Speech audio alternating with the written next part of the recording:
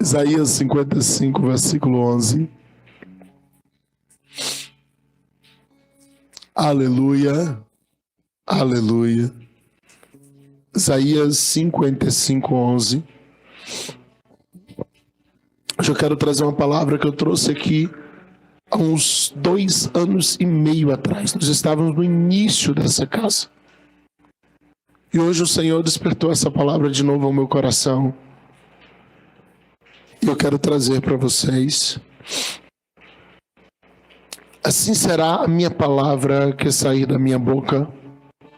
Ela não voltará para mim vazia.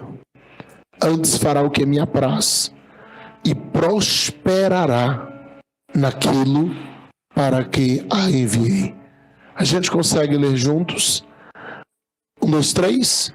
Assim será a minha palavra que sair da minha boca. Ela não voltará para mim vazia.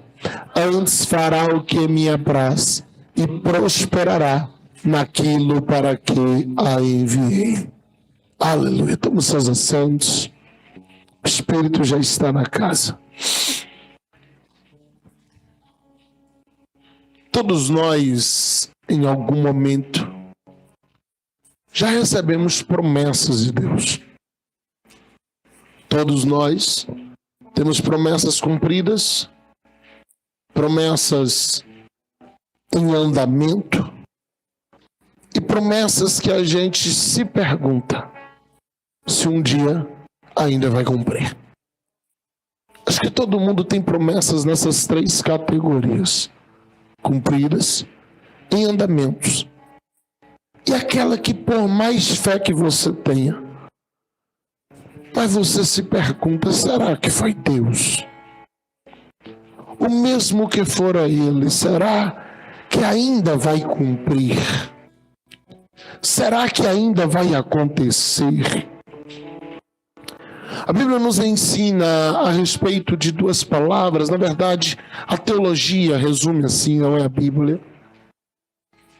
A Bíblia contém apenas uma delas, que é a palavra logos. Temos falado muito sobre isso aqui. Já citei isso tanto em mensagens quanto em aula. A palavra logos é usada pela teologia para representar a palavra escrita, liberada a toda igreja, que tem como única condição a fé em Cristo Jesus. Mas surgiu-se nos últimos anos um uso muito mais frequente da palavra rema, que na etimologia tem o mesmo significado da palavra logos, não muda nada. Mas no uso prático da palavra, especialmente aqui nas Américas, a gente herdou uma teologia americana que chegou no Brasil de modo muito forte por meio do curso Rema, oferecido pela Verbo da Vida, a teologia do Kenneth Hagin, que tem lá seus pontos muito duvidosos. Mas, dentre outras coisas, a palavra rema passou a ser muito usada para identificar aquela palavra que não é bíblica, apesar de ser baseada nas Escrituras, mas que é liberada para nós por meio de uma profecia, de uma revelação, de uma visão, de um sonho, de uma palavra profética liberada no meio de uma mensagem.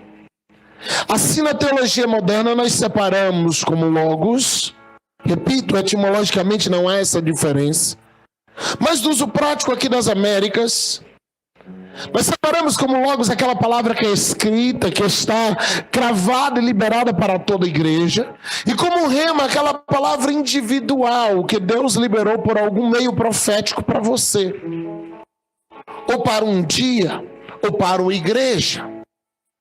Falava aqui há alguns dias pregando sobre profetas e mestres e ministrando a última aula de homilética, falei muito sobre isso aqui, que se você tiver coragem, citei ainda isso no final do culto de quinta-feira, vendo o que Deus fez ao final da mensagem da diaconia Zilana.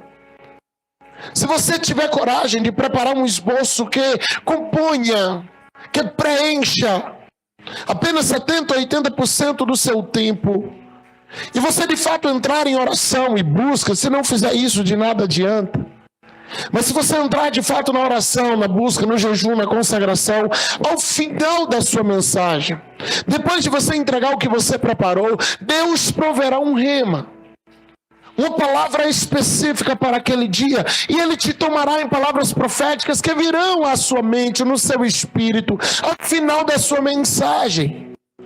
Falava aqui em homilética, quando falamos sobre a questão de preparação e administração de tempo de mensagem, que por vezes preenchemos todo o tempo.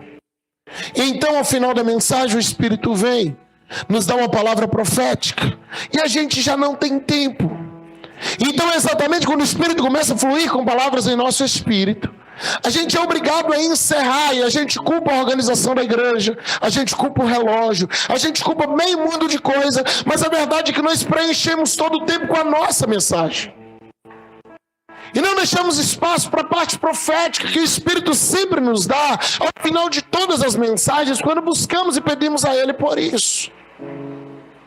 Então, quando nos organizamos e temos coragem de deixar fluir, porque por vezes, quando encerra o nosso esboço, a gente tende a se desesperar e entregar o microfone desesperado, com medo de não acontecer mais nada, e aquele é o momento que Deus ia começar de fato a liberar uma parte de unção em cima de tudo que você estudou e preparou.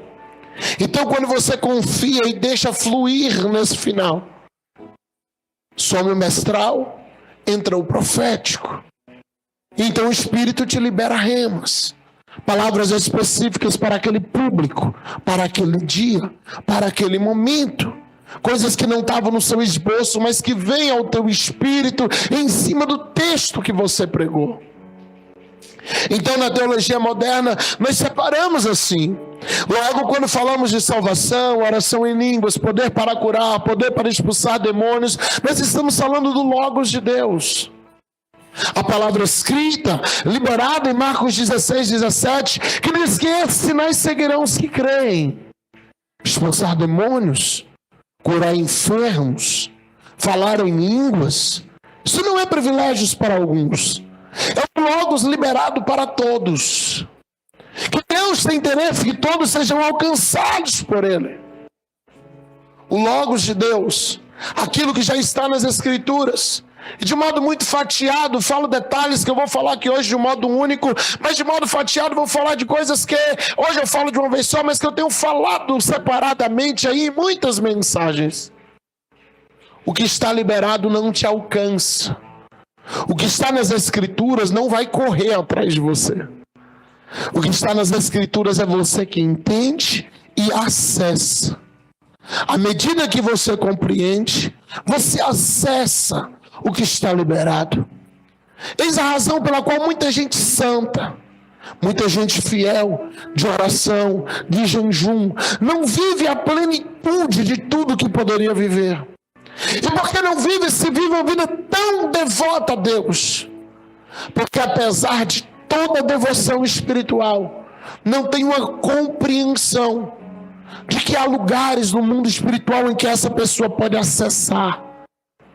E se acessar, vai receber tudo que já está liberado. Ao contrário disso, quando uma palavra profética é nos liberada por meio de um rema, como dizemos aqui na América, o que podemos fazer para acessar isso, exceto quando a profecia é condicional. Normalmente, essa palavra nos persegue, age como sombra, nos coloca nos processos, e então ela nos acompanha até que o propósito seja cumprido, até que tudo seja alcançado e a plenitude da profecia se cumpra em nós. Então, se foi Deus que falou, se foi realmente Deus que falou, porque nem sempre é Ele, todas as coisas farão com que Romanos 8, 28 se cumpra para nós, e tudo cooperará para o bem daqueles que amam a Deus, e tudo cooperará para o cumprimento do seu propósito. É natural que a nossa fé abale, porém, quando depois de receber uma grande promessa, depois de receber uma palavra poderosa, a nossa vida começa a trilhar caminhos opostos àquela promessa.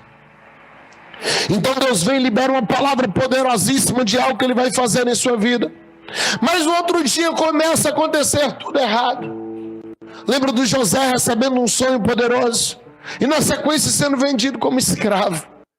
Explica para José que aquilo fazia parte do propósito. Explica para José que aquilo ali fazia parte do processo para Deus cumprir a promessa. O Davi que estava no campo tranquilo, desejando sentar à mesa, mas agora alguém vem e planta no coração dele o sonho de ser rei. E um profeta não deixa que seus irmãos se sentem até que ele chegue e o consagra como o rei de Israel. A verdade é que a vida do menino virou de cabeça para baixo depois daquele dia. O menino pacato do campo, sossegado, que cuidava das ovelhas, ele agora está vendo tudo virar de cabeça para baixo e ele está sendo perseguido por um exército real. Ele sai dali e daqui a alguns dias vai tocar na tenda do Saul e descobre que Saul tem a mania de jogar lança. E uma mania ruim para quem tem que trabalhar na presença dele. E o Davi se vê em situações que ele nunca desejou. Deus plantou, Deus foi lá e colocou um sonho, fez uma promessa, e a vida do menino pacato virou de cabeça para baixo. Como a gente explica para alguém que recebe uma palavra profética de cura? No domingo à noite como esse, e na segunda-feira pega um diagnóstico de que a doença piorou. Como a gente explica para alguém que recebe uma palavra de prosperidade, e no meio da semana ele fica desempregado? Como a gente explica para alguém que recebeu uma palavra de libertação na família, mas que vê ao longo dos próximos dias os seus parentes se afundarem ainda mais no pecado, a família se desmanchar? Como a gente explica? É fácil falar estando de fora. A gente tem muita fé com o problema dos outros. A gente chega para o canceroso e eles não se preocupam, Deus vai te curar. Mas a gente tem medo quando é em nós uma dor de cabeça. A gente tem muita fé com o problema do irmão, mas como acalma o coração de alguém que passou uma grande adversidade recente? Como a gente explica para essa pessoa? É bíblico, em Provérbios 13:12, que a esperança demorada ela faz enfraquecer o coração. E que somente o desejo cumprido se torna uma árvore de vida. Se abala, as esperanças se vão, as certezas se acabam.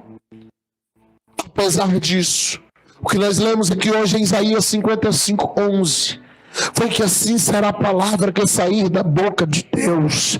Ela não voltará vazia, mas antes ela fará exatamente o que agrada a Ele e prosperará naquilo para o qual ela foi enviada.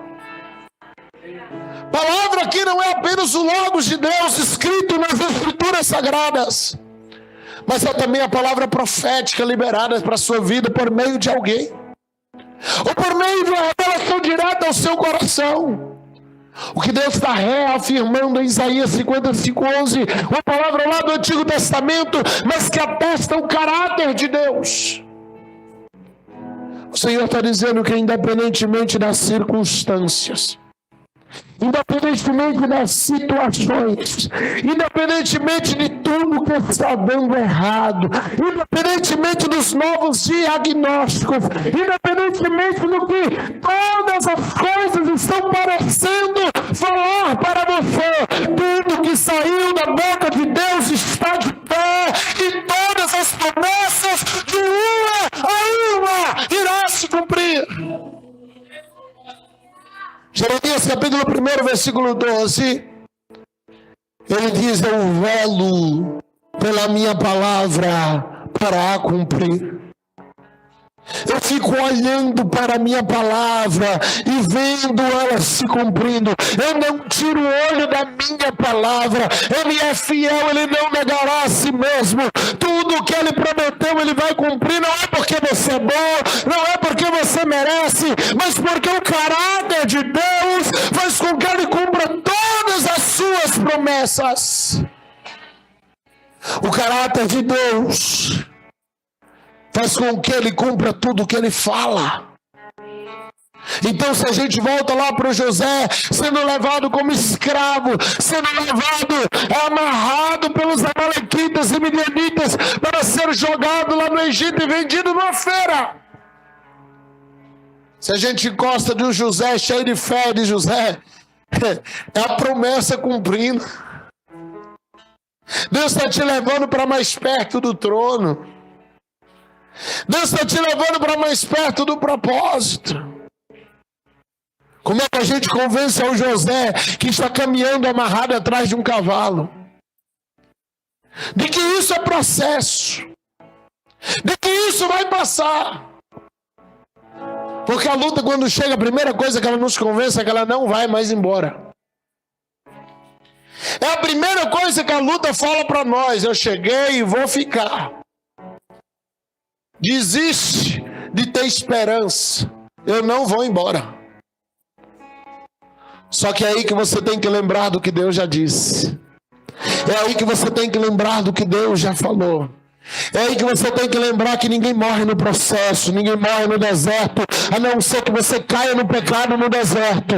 Mas se você estiver firme com Deus no deserto, o deserto é só um lugar de passagem. O deserto é só o caminho que te leva para Canaã, e acredite, não tem outro caminho.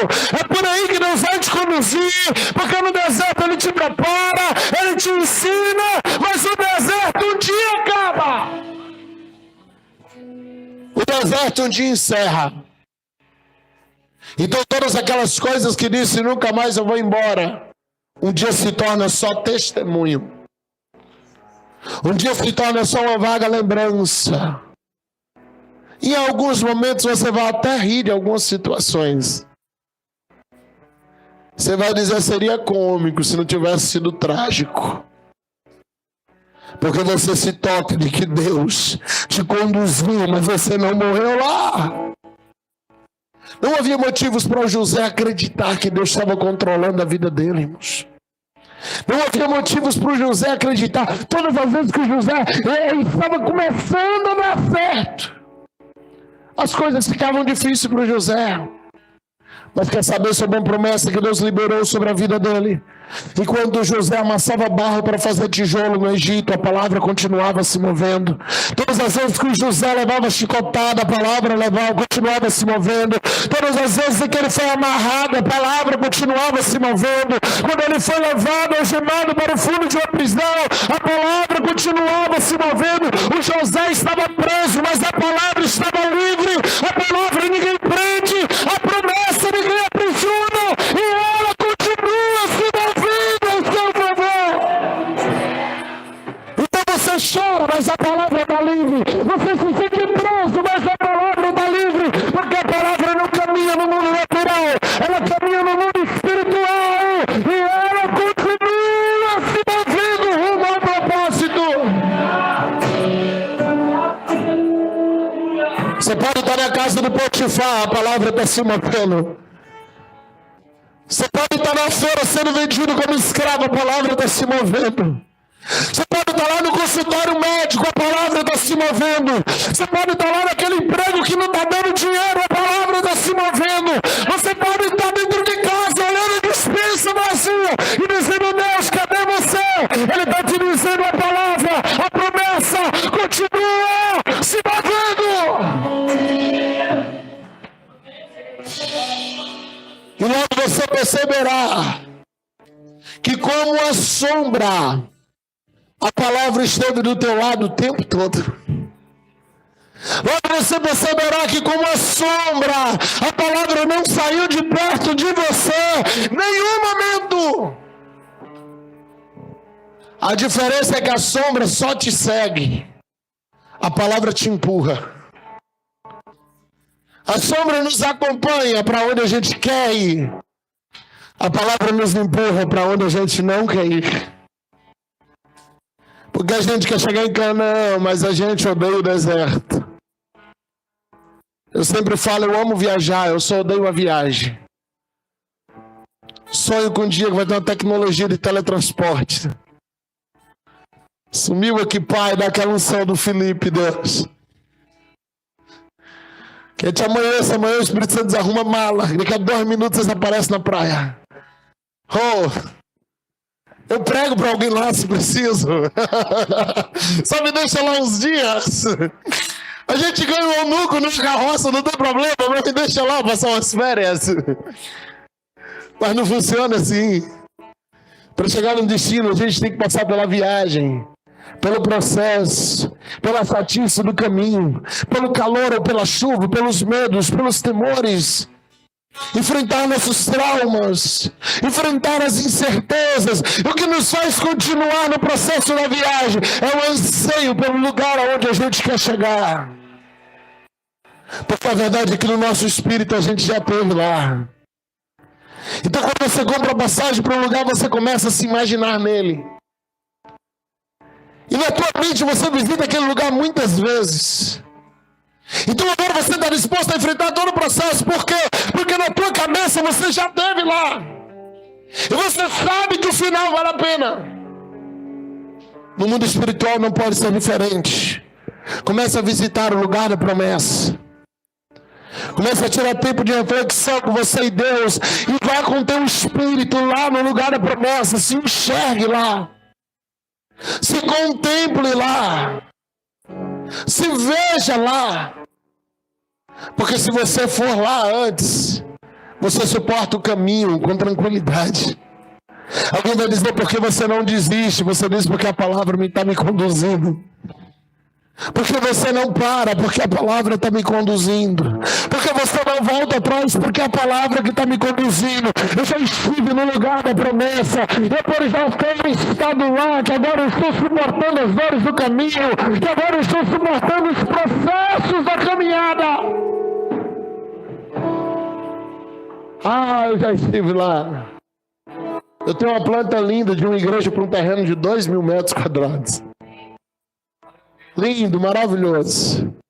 Minha fé foi pequena, só cabem as 900 cadeiras. Preciso resolver essa situação. É lindo, tem tudo. Tem as aulas dos escritórios, sala VIP para novos convertidos. A planta está pronta. Quantas vezes eu já estive naquele lugar? Quantas vezes eu já preguei naquele altar? Eu falo com Deus, eu estou caminhando para lá, porque eu já estive lá muitas vezes. Sempre que eu posso, eu faço uma visita lá. Mas pastor, nem existe, mas a palavra está se movendo. Eu me movo debaixo de uma palavra liberada no dia da festa de inauguração. O Senhor disse que nós vamos ter, então nós vamos ter. A circunstância está dizendo que não. As condições financeiras estão dizendo que não. As cadeiras vazias estão dizendo que não. Mas eu estou me movendo debaixo de uma palavra. E se Ele falou, eu não ligo para as condições atuais, porque Ele não está olhando as condições atuais, Ele está olhando o poder dEle, a capacidade dEle, a disposição dEle, e eu confio nele. Aleluia! Vamos adorar se você crê comigo. Aleluia! Aleluia! Estou esperando a irmã Aline formar para fazer nosso projeto 3D. Você fez a promessa. Estou aguardando. Não precisar lá para uma pessoa que vai aprova agora, irmã Aline. Já sei, vou fazer a igreja lá do pastor. A planta está pronta. Viu? Para a gente ficar olhando, ficar sonhando, desejando. A palavra se move, queridos, enquanto você chora. Desde que ela saiu da boca de Deus, nunca parou de se mover. Então não sei qual é a tua situação atual. E sinceramente Deus não está nem aí para isso. Eu não sei quais são as circunstâncias do momento. E sinceramente Deus não vai consultar a tua conta financeira antes de fazer promessa. 2 terços ou mais do que Deus te prometeu não faz o menor sentido se comparado às tuas finanças. Deus costuma nos dar ordens para a qual Ele não envia provisão. Como assim, pastor? É porque Deus espera você começar sem 1 centavo no bolso. Então você começa sem 1 centavo e diz, pai, e agora? Ele diz, agora que tu começou, eu cuido.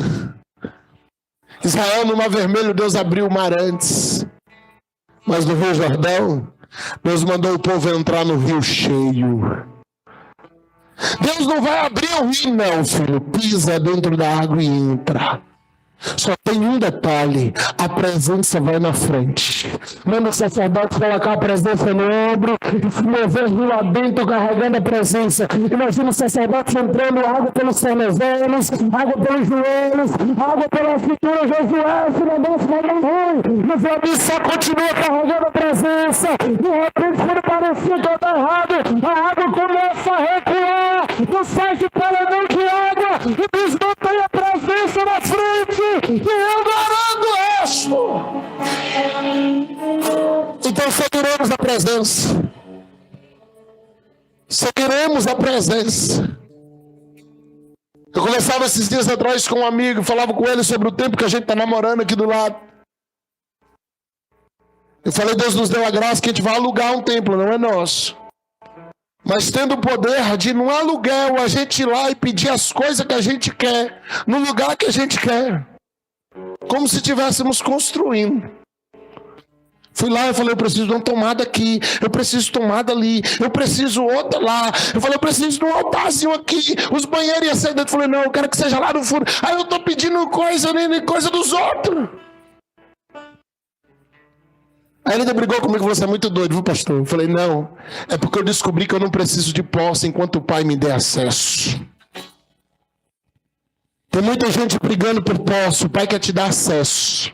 Porque o que for seu, você vai ter que manter, você vai ter que prover, você vai ter que cuidar. Mas se você acessar o que é dele, ele mantém, ele provê, ele cuida. Então para de brigar por posse. Vai chegar a hora dele tirar posse também, não tem problema. Mas por enquanto, meu irmão, vai glorificando e pedindo acesso. E você vai acessando o que é dele, não é nem meu, mas está sendo do meu jeito. Por quê? Porque eu estou acessando o que é do Abba.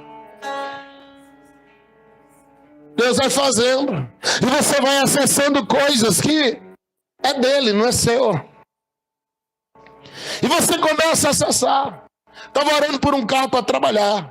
Tínhamos o carro, mas por conta do ano não servíamos para o trabalho que queria fazer. E como é que você compra o carro sem dinheiro para entrada? Aluguei o carro para viajar. Voltei e falei com o homem. Falei, rapaz, me vende o carro, sem um centavo.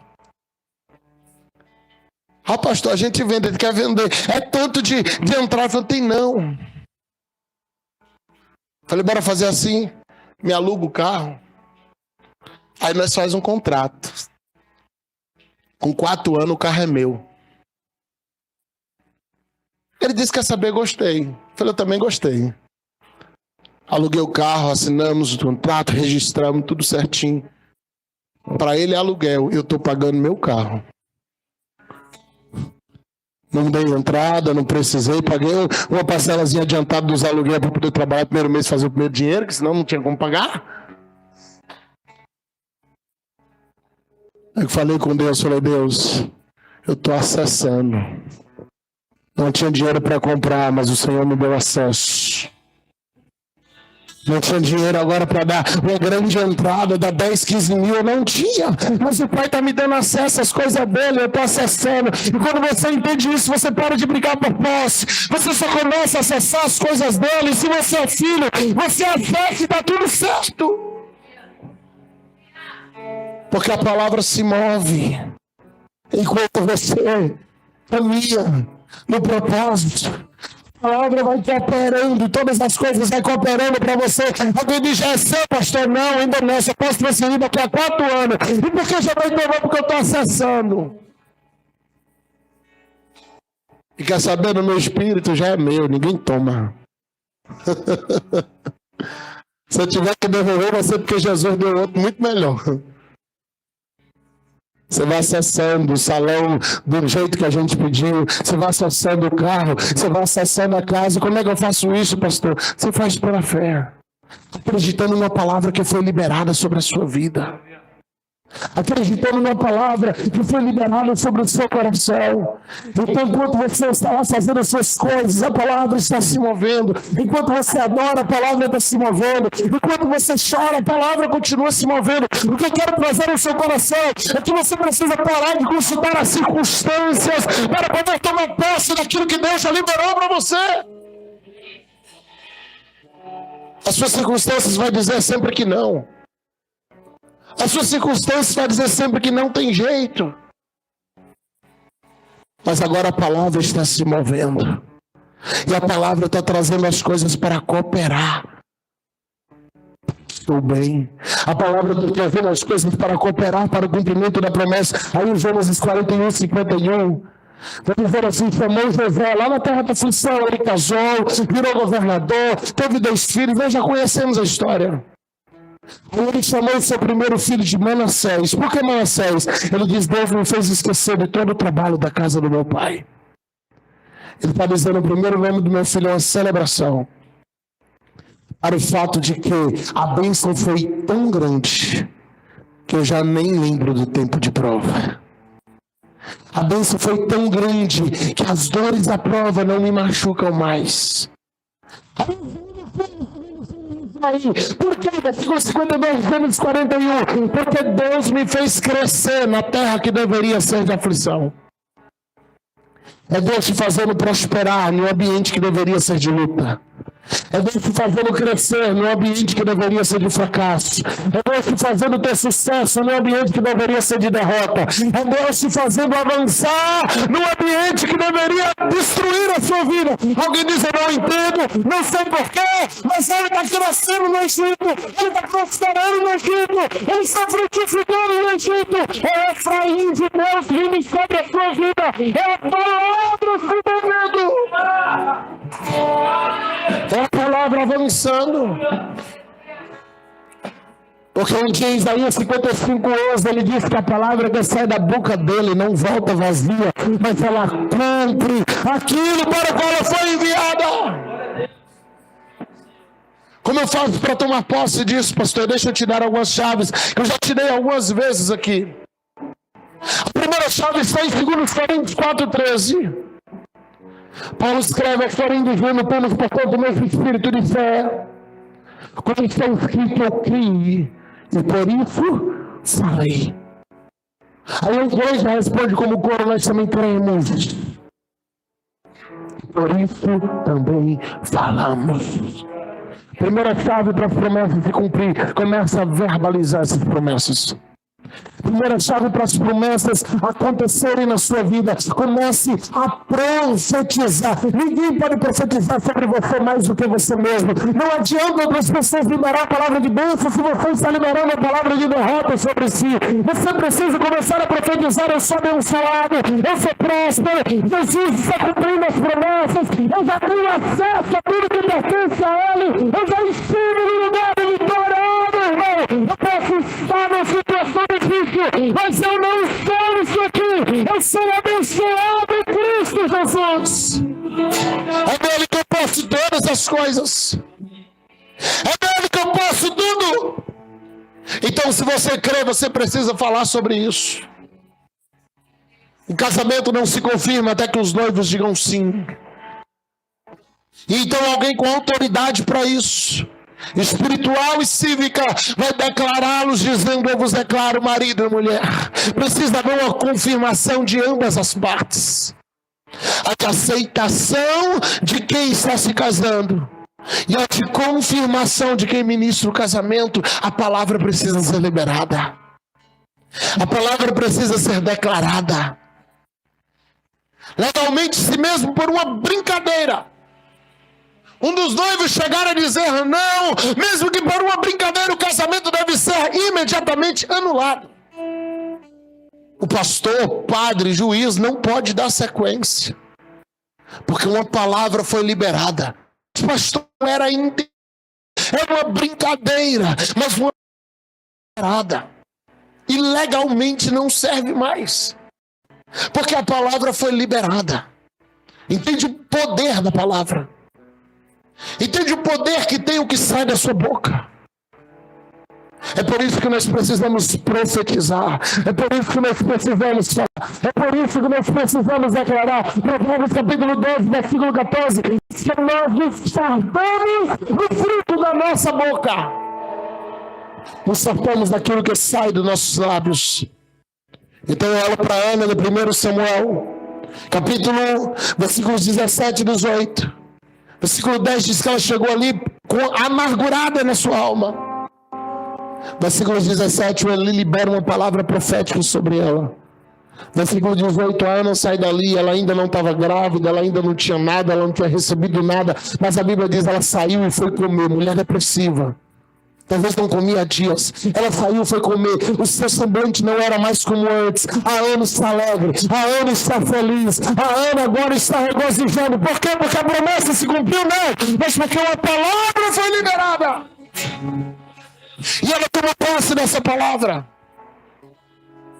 Última chave, eu finalizo. Salmo 62, 11. Deus falou uma vez, 2 vezes. Eu ouvi. Deus disse quantas vezes? 1 vez.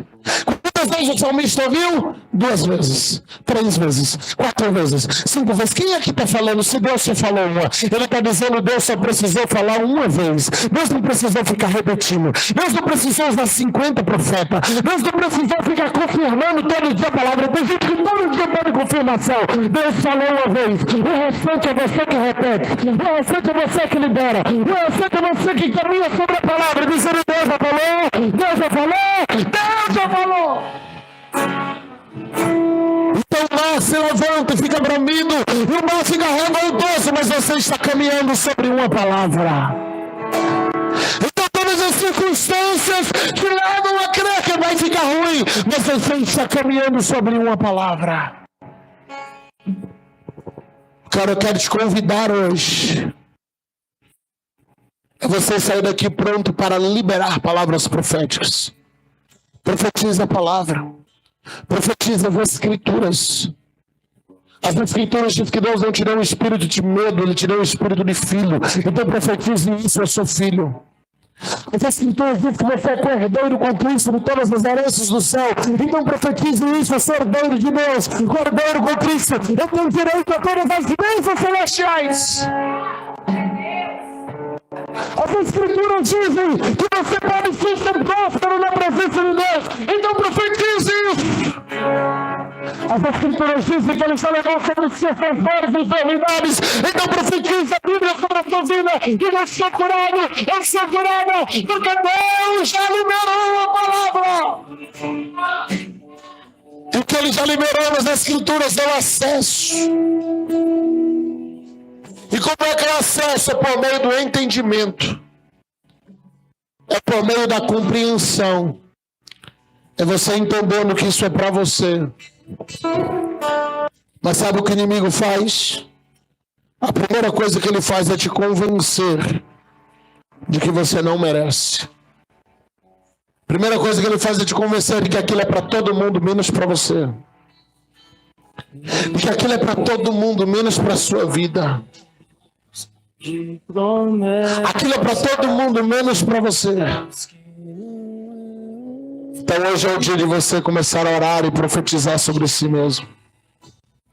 Quero te convidar a ficar de pé.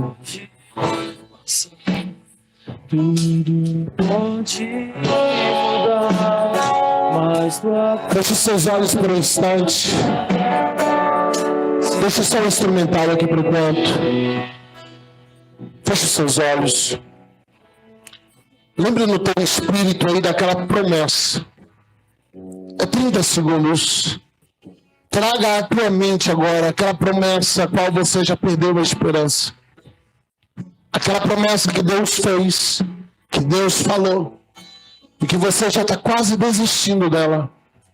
Ou quem sabe com o tempo você até se esqueceu dela. Que talvez você já disse, aquilo não é mais para mim, eu acho que o tempo passou.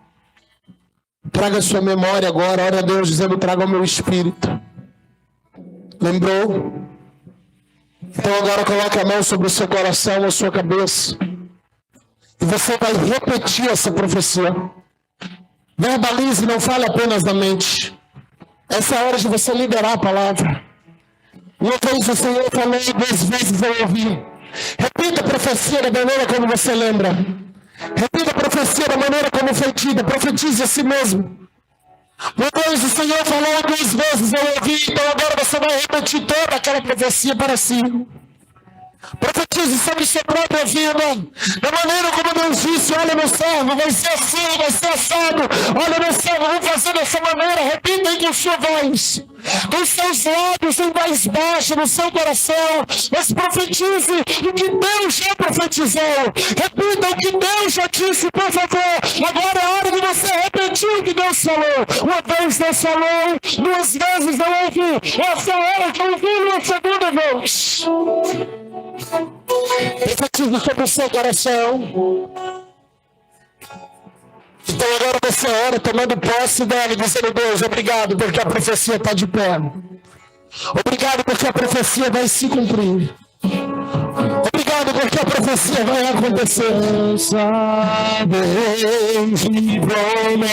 Promessas.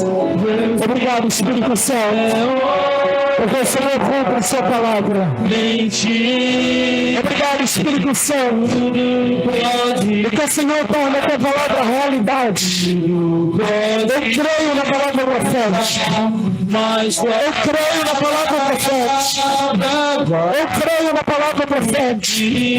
Eu tomo posse, eu acesso a palavra profética agora. Eu acesso a palavra liberada agora. É o nome de Jesus. Vem pra mentir.